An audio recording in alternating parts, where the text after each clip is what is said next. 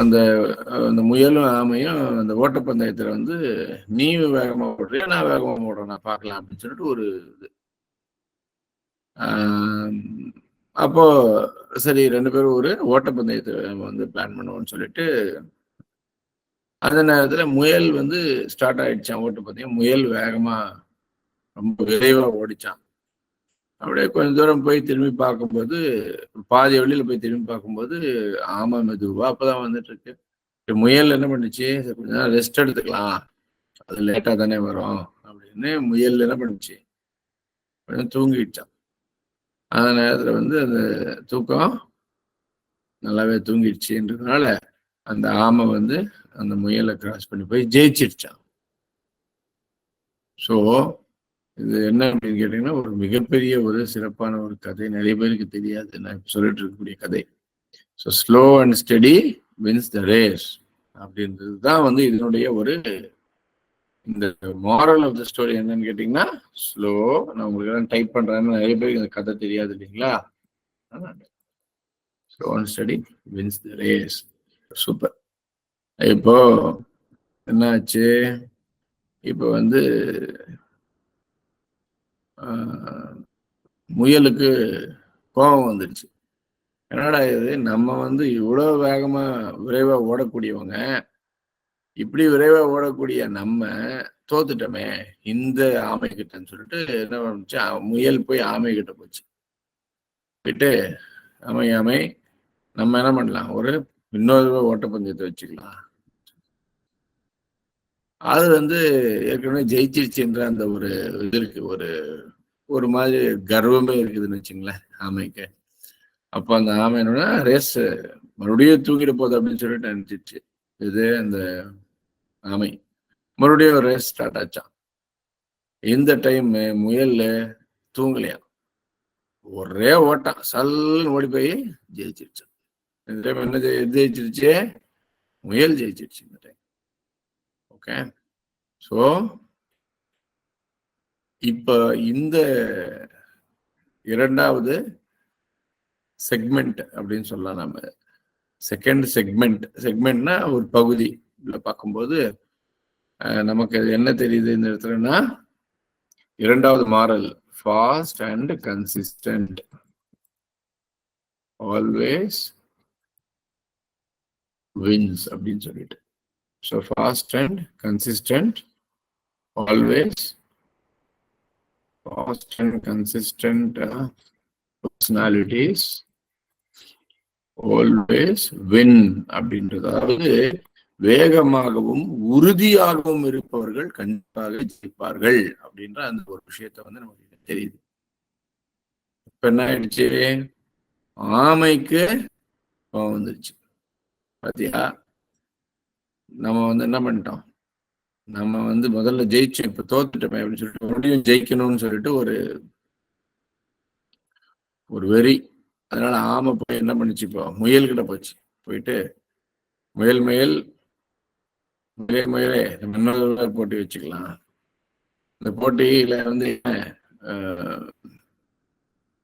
என்ன அப்படின்னு கேட்டீங்க, இந்த போட்டியில அவ்வளவு தூரத்துல தெரியுது இல்லை இந்த மரம், அந்த மரத்தை யார் முதல்ல தொடுறாங்களோ அவங்க தான் ஜெயிச்ச முடியும் அப்படின்னு சொல்லி. முயல் ஏற்கனவே நல்ல நல்ல விரைவா ஓடுறது தானே, அதனால அது ஒத்துக்குச்சான். ரைட் அது ஒத்துக்கிட்ட உடனே ரைட் அப்படின்னு மூவ் பண்ண. போட்டி ஸ்டார்ட் ஆயிடுச்சு. போட்டி ஸ்டார்ட் ஆன உடனே ஆமை ஸ்டார்ட் ஆகுது. முயல் பயங்கர வேகமா ஓடி போய் ஒரு கட்டத்துல அப்படியே இன்னொரு 100 மீட்டர் தான் அந்த மரம் இருக்குதுன்ற இடத்துல நின்று திரு முடிக்குதான் அப்படின்னு சொல்லிட்டு. ஏன் அதுக்கு மேல அதனால மூவ் பண்ண முடியலன்னா, நின்று முடிக்குதுன்னா அந்த 100 மீட்டருக்கு, அந்த 100 மீட்டர் பார்த்தீங்கன்னா தண்ணி நடுவில் ஒரு ஆறு ஓடுது. அந்த ஆறுக்கு அந்த பக்கம் தான் அந்த மரம் இருக்கு. ஆமை வந்து என்ன பண்ணுச்சு, நிதானமா வந்துச்சு. நடுவில் வரும்போது பார்த்தீங்கன்னா அங்கங்க ஒரு காஃபி, ஒரு டீ, ஒரு ஸ்நாக்ஸ் எல்லாம் சாப்பிட்டு, இவன் லஞ்ச் எல்லாம் கூட சாப்பிட்டு ஆமை வந்துச்சு. வந்து அழகா அந்த தண்ணிக்குள்ள அந்த ஆமை இறங்கி அது அந்த பக்கம் போய் அந்த மரத்தை தொட்டுச்சான் ஆமை. ஸோ ஆமை ஜெயிச்சிருச்சு. ஸோ இதுல எனக்கு என்ன தெரியுது இந்த செக்மெண்ட்ல அப்படின்னா, ஆல்வேஸ் compete with, இல்லைன்னா இப்படி கூட நம்ம டைப் பண்ணலாமா, know where you are competent, know where you are competent and play the game அப்படின்னு சொல்லிட்டு. அதாவது நீங்க வந்து எதுல திறமை வந்து உங்களுக்கு இருக்குது அப்படின்றது தெரிஞ்சுக்கிட்டு நீங்க என்ன பண்ணுங்க, நீங்க வந்து அந்த களத்துல இறங்குங்க அப்படின்றது அந்த ஒரு விஷயம். இப்ப என்ன பண்ணுச்சுன்னா, 2 பேரும் முயலாம 2 பேரும் சேர்ந்து முடிவு பண்ணாங்களாம். சரி, அதே மரத்தை தொடுற மாதிரி நம்ம வந்து பிளான் பண்ணுவோம், இந்த டைம் போட்டி வச்சுக்கலாம் அப்படின்னு 2 பேரும் சேம் மரத்தை தொடுற மாதிரி பிளான் பண்ணி அந்த அந்த மீட்டிங் அந்த ஓட்டப்பந்தயத்தை வச்சுக்கிட்டாங்களாம். சரி, இப்ப என்ன ஆச்சு, அதே மரத்தை தொடுறது தான். அப்போ அந்த முயல்ல போச்சான். போய் அந்த என்னதான் அது பார்த்து போனாலும் அங்க என்ன இருக்குது, ரிவர் இருக்குது.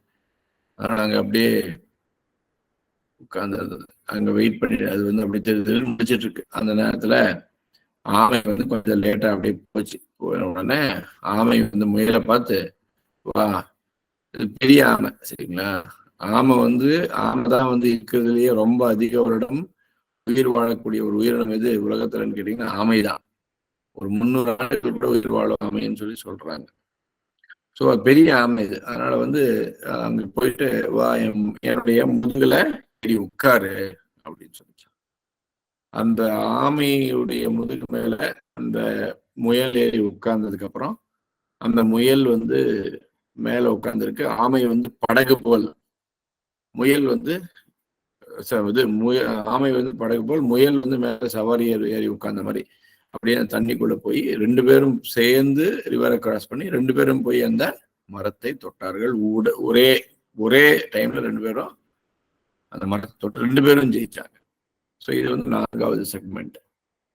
என்ன இது, team spirit always works. Team spirit அப்படின்றது எப்போதும் ஜெயிக்கும் அப்படின்னு சொல்லிட்டு. சரி, இது டீமா ஜெயிச்சிட்டோம். இருந்தாலும் இந்த காலகட்டத்துல வந்து இந்த மாதிரியான டீம் ஓகே தான். பட்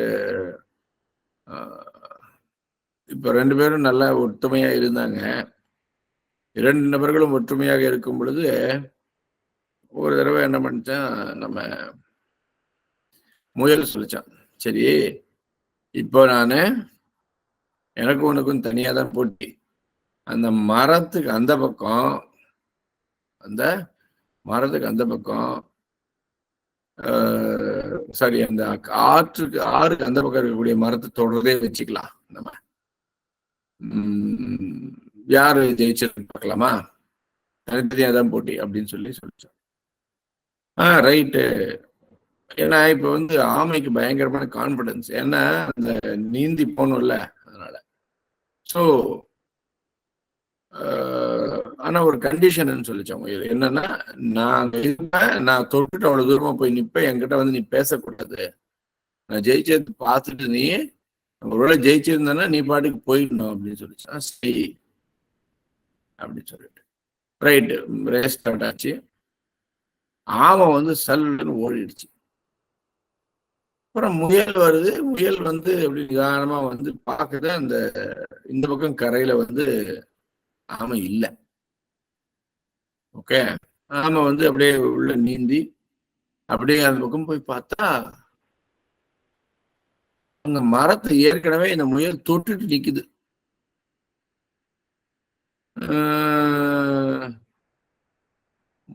ஆமைக்கு ஒரு கண்டிஷன் இருக்கு இல்லையா, ஜெயிச்சிருந்தா வந்து பேசக்கூடாது இல்ல முயல்கிட்ட அப்படின்ற ஒரு கண்டிஷன் ஒண்ணு இருக்கு.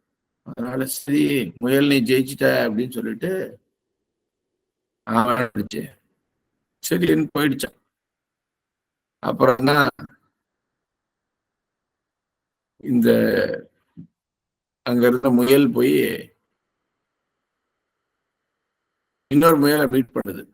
அந்த இன்னொரு முயல் எதுன்னு கேட்டீங்கன்னா, உண்மையாவே இந்த ஆமை கிட்ட பந்தயத்துக்கு ஒப்பந்தம் போட்ட முயல் இன்னொரு முயல், அவங்க ட்வின்ஸ். யாரு? அந்த அந்த முயல் வந்து ட்வின்ஸ். என்ன பண்ணிருக்கு இந்த முயல்? இந்த முயல் இங்க ஓடுது, அங்க இன்னொரு முயலை வந்து நிறுத்திடுச்சு முன்னே போய். புரியுதுங்களா? முன்னே நிறுத்திட்டு இருக்குது எப்படியோ ஒண்ணு. இந்த வேற ஒரு ஆமையை பிடிச்சு படகு மாதிரி சவாரி பண்ணி அந்த பக்கம் அந்த இன்னொரு முயலை நிறுத்திட்டு இருக்குது ஃபர்ஸ்டே போயிட்டு. அப்புறம் தான் இந்த ஆமை இங்க இருந்து இந்த முயலுக்கு இருந்து ஓட முயற்சி பண்ணி முன்னாடி ஓடுற மாதிரி பிளான் பண்ணி ஒரு காட்சியை கிரியேட் பண்ணி அந்த பக்கம் வர்றதுக்குள்ள அந்த முயல் இன்னொரு ட்வின் தானே. அங்க வந்து ட்வின்ஸ்ல வந்து ஒருத்தர் இங்க கிளம்பியிருக்காங்க. நான் அங்க வந்து இப்போ வந்து சேர்ந்தது யாரு? அங்க யாரும் சேரவே இல்லை. அங்க ஏற்கனவே ஒருத்தங்க ஒரு முயல் நிக்குது. சோ இது வந்து பாத்தீங்கன்னா அது அவங்க 2 பேரும் பேசிக்கிறாங்களா, பாத்தியா நம்ம ட்வின்ஸா இருந்தது, ட்வின்ஸ்ன்றது அதுக்கு தெரியாது. நம்ம ஜெயிச்ச மாதிரி இப்ப என்ன ஆயிடுச்சு, கணக்காயிடுச்சு. அப்படியே ஜெயிச்சதுனால நமக்கு சூப்பரு, நம்ம வந்து என்ன பந்தயம் வச்சிருந்தோமோ அந்த அந்த பணம் நமக்கு வந்துருச்சு அப்படின்னு சொல்லி அவங்க 2 பேரும், அந்த முயல் 2 பேரும் பேசிக்கிறாங்க. அதுக்கப்புறமா வந்து நியாயம், தர்மம், நீதி, நேர்மை, நெறித்தவறாமை இதெல்லாம் அப்புறம் பேச்சு. மற்ற விலங்குகள் எல்லாம் பார்த்து இதுதான் நடந்துச்சுன்னு சொல்லிட்டு இந்த ஆமைக்கு ஒரு 3-4 வருஷம் 5 வருஷம் கழிச்சுதான் சொல்லிச்சான். அது வேற விஷயம். உண்மை எப்பயுமே வெளியில வந்துடும், அது கரெக்ட் தான். ஆனா அந்த டைம்ல ஜெயிச்சது யாரு? முயல் தான். கரெக்ட் இல்லைங்களா? ஃப்ராட் பண்ண முயல் தான் ஜெயிச்சிருக்கு அந்த டைம்ல. கரெக்டுங்களா? இது என்ன இந்த செக்மெண்ட்டுடைய ஒரு என்ன மாரல் என்னன்னு சொன்னா, பி காஷியஸ் இன் 21st century. ஓகேங்களா? இந்த 21ஆம் நூற்றாண்டுல முயலுக்கு கூட 21ஆம் நூற்றாண்டுல எப்படி இருக்கணும்னு தெரியுது.